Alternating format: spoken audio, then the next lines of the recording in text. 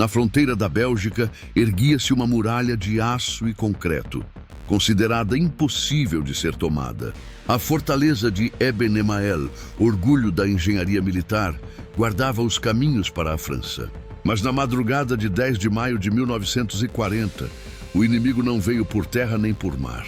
Veio pelo céu, deslizando sem motores, como sombras carregadas pelo vento.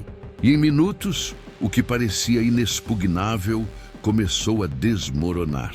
Antes de continuar essa história, inscreva-se no canal e deixe seu comentário. Isso fortalece o Vozes do Front e nos permite trazer mais batalhas esquecidas da história. No final da década de 1930, a Europa vivia à beira do abismo. A Primeira Guerra ainda estava fresca na memória, e a ameaça de uma nova catástrofe pairava sobre cada fronteira. A Bélgica, situada no coração do continente, sabia o preço de ser um campo de passagem. Havia sido invadida em 1914 e temia repetir o pesadelo. Para não ser novamente esmagada entre Alemanha e França, investiu em sua própria muralha de aço e concreto. Essa muralha tinha nome: Eben Emael. Construída ao longo dos anos 1930, a fortaleza não era apenas um conjunto de muros e trincheiras. Era um colosso moderno, erguido em cima de um platô que dominava o Canal Alberto, a artéria que ligava o coração industrial da Bélgica à Alemanha. Seus túneis subterrâneos podiam abrigar mais de 1.000 soldados, enquanto cúpulas giratórias de aço protegiam artilharia pesada, capaz de varrer qualquer ponte que os alemães tentassem lançar sobre o rio. Para os belgas, era a garantia de que a história de 1914 não se repetiria. As cifras impressionavam. Mais de uma dezena de canhões pesados, dezenas de peças antiaéreas, quilômetros de galerias subterrâneas, paredes de concreto com espessura superior a 4 metros em alguns pontos. Era considerada por muitos engenheiros militares a fortaleza mais poderosa do mundo naquele tempo. Em discursos oficiais, políticos belgas repetiam que ela era impenetrável. E os soldados que serviam em sua guarnição, embora desgastados pela rotina, acreditavam estar protegidos pela obra-prima da engenharia moderna. A estratégia dos aliados se apoiava nessa confiança. Se a Alemanha ousasse repetir a invasão do Oeste, como em 1914, teria de atravessar o Canal Alberto. E se tentasse, encontraria Eben Emael cuspindo fogo. Não havia, em teoria, outra passagem que oferecesse segurança às divisões blindadas de Hitler. Era como se toda a fronteira estivesse pendurada na força daquela fortaleza, transformando-a em símbolo e escudo da Bélgica. Mas do outro lado da fronteira, os generais alemães estudavam o mapa com olhos frios. Sabiam que atacar Eben Emael de frente seria suicídio. A artilharia esmagaria qualquer tropa antes de chegar perto. Não havia como conquistar o colosso usando métodos tradicionais. Era necessário algo novo, algo que transformasse a fortaleza de orgulho em vulnerabilidade. Hitler, obcecado por golpes de surpresa, queria que essa barreira fosse destruída de modo fulminante. A Wehrmacht precisava atravessar a Bélgica rapidamente para alcançar a França antes que os britânicos reagissem. Eben Emael era a chave que poderia atrasar ou acelerar toda a campanha. Enquanto os belgas confiavam no peso do concreto, os alemães apostavam no peso da imaginação. Em reuniões secretas, surgia a ideia de usar planadores silenciosos para pousar diretamente no topo da fortaleza. Uma ideia que parecia absurda demais para ser levada a sério pelos inimigos, mas ousada o bastante para fascinar Hitler. Essa discrepância entre confiança e criatividade, entre o muro de concreto e o voo silencioso, definia o choque que estava prestes a acontecer. Naquele início de maio de 1940, a Europa respirava com ansiedade. As nações ainda tentavam acreditar em diplomacia, mas os relógios da guerra já corriam depressa. E na fronteira belga, Os homens que guardavam Eben-Emael jamais imaginariam que a queda de sua fortaleza não viria com trovões de canhões, mas com o sussurro quase imperceptível de asas de madeira deslizando pelo céu. A missão não seria entregue a soldados comuns. Para invadir Eben-Emael, a Alemanha selecionou um grupo de paraquedistas de elite, também conhecidos como Sturmabteilung Koch, homens especializados em demolição, explosivos e ataques de choque. Eles seriam transportados em planadores DFS-230, conduzidos por pilotos da Luftwaffe, treinados em um voo que exigia precisão quase sobre-humana. Não haveria motores para corrigir rota, não haveria segunda chance. O pouso tinha de ser perfeito, no topo da fortaleza. Nos meses anteriores, esses paraquedistas viveram em isolamento, ensaiando cada movimento até a exaustão. Aprenderam a saltar de dentro do planador em segundos, correr com cargas explosivas pesando dezenas de quilos e posicioná-las em pontos críticos simulados em réplicas da fortaleza. Cada passo era cronometrado. O plano exigia que, em menos de 10 minutos após o pouso, os canhões belgas estivessem silenciados. As armas que carregavam eram tão novas quanto arriscadas. Cargas ocas moldadas para perfurar concreto e aço. Nunca tinham sido usadas em combate, e alguns olhavam para aqueles objetos estranhos com desconfiança. Mas a ordem era clara. Elas eram a chave para neutralizar as cúpulas giratórias e abrir caminho para o avanço das divisões blindadas.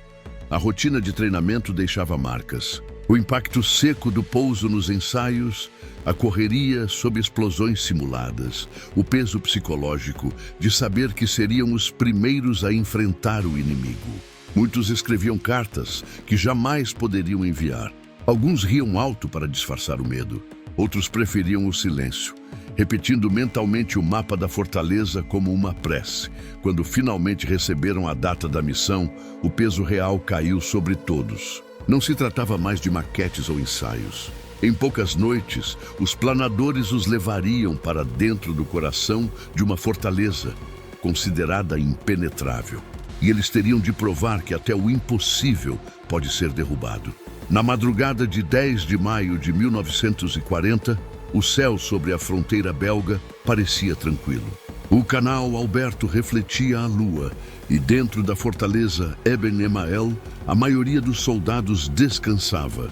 O silêncio só era quebrado por passos de sentinelas e pelo vento frio que soprava sobre as muralhas. Ninguém suspeitava que naquele exato momento a história já se movia em sua direção. Ao norte, rebocados por aviões Ju-52, os planadores DFS-230 cortavam a escuridão. Quando chegaram perto da fronteira, os cabos foram soltos. De repente, apenas o vento sustentava suas asas de madeira.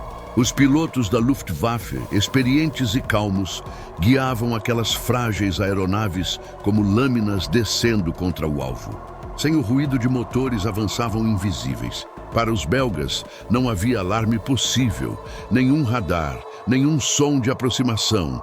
Às 4 da manhã, o primeiro planador tocou o topo da fortaleza com violência controlada. O impacto ecoou nos ossos dos homens lá dentro, mas não houve tempo para hesitar. As portas se abriram e os especialistas em demolição saltaram, carregando explosivos como se fossem parte de seus próprios corpos. Em segundos avançaram pelas posições externas, correndo entre crateras de concreto e torres de aço.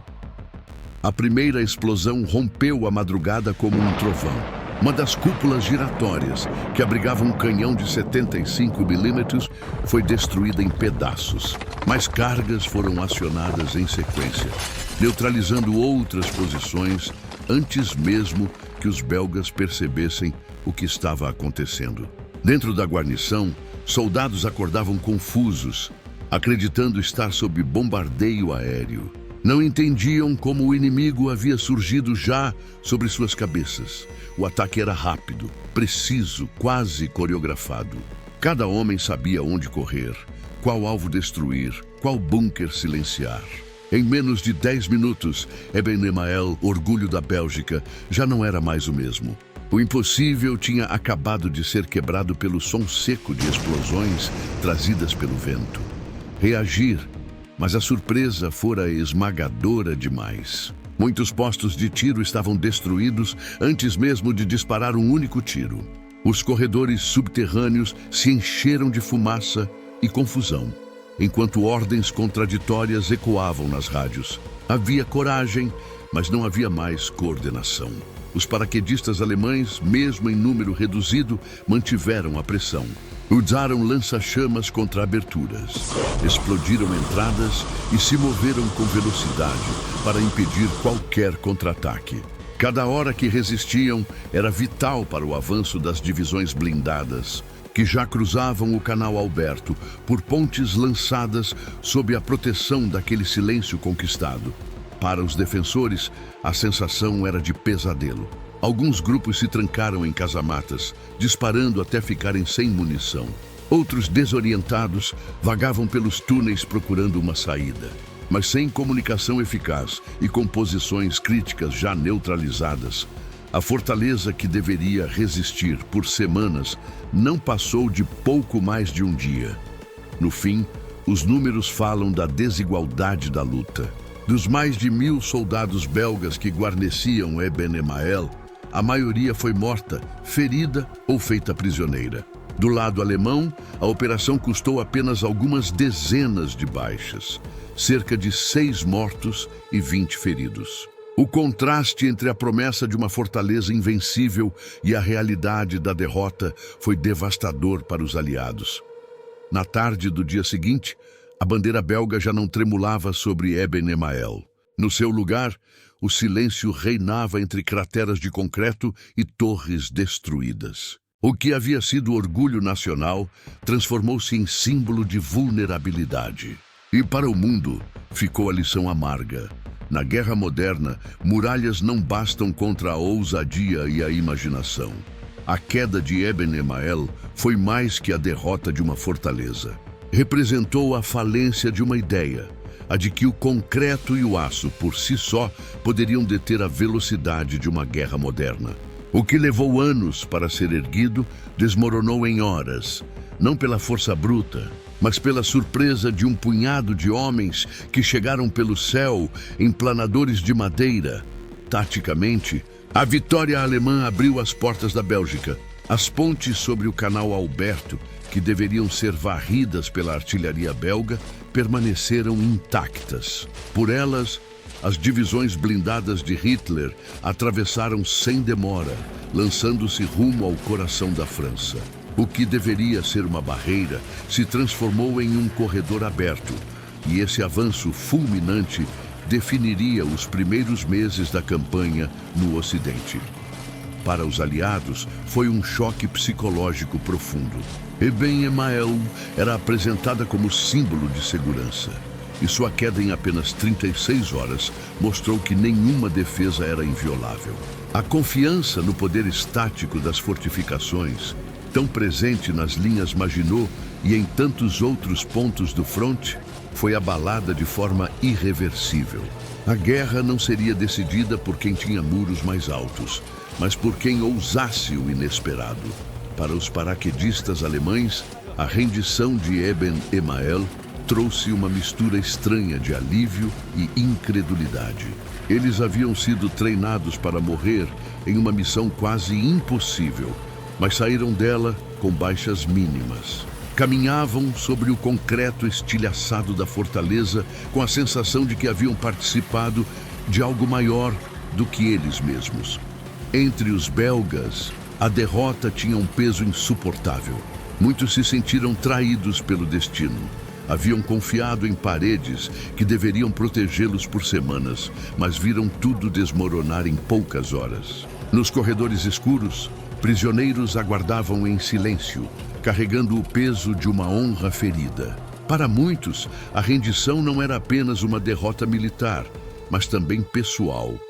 O fim da crença em uma fortaleza que parecia eterna. Na superfície, entre crateras e fumaça, pairava um contraste brutal. Para uns, o gosto da vitória ousada. Para outros, a amargura da queda inevitável. Mas no coração de todos, alemães e belgas, havia a mesma sensação difícil de apagar. A guerra não perdoava certezas, e ninguém naquela madrugada sairia dela sem cicatrizes invisíveis.